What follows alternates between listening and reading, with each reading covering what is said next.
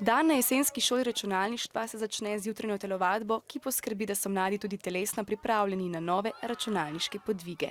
Po športnem začetku dneva pa se nov počitniško-računalniški dan začne. Ena izmed iger, ki smo jo programirali, je ta želvica.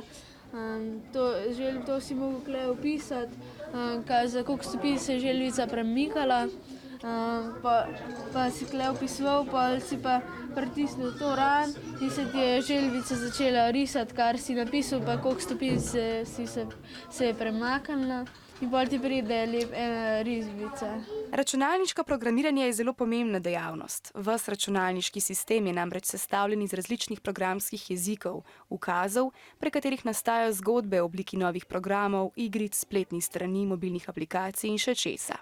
Ja, programiranje je stvar, v bistvu, ko igrici spremeniš ime, pravila igre, pa delaš po pravilih, pa delaš levele, pa to, ne. Ker je računalniška tehnologija dandanes na vsakem koraku, je znanje programiranja vedno bolj zaželena veščina. Učenci se osnov programiranja učijo v enem izmed mnogih programov za ustvarjanje novih računalniških zgodb Scratch. Programirajo, kot da bi zlagali kocke in tako v celoto sestavijo računalniško zgodbo. Na tej šoli se ful več naučimo o računalnikih, kot tam na tisti šoli.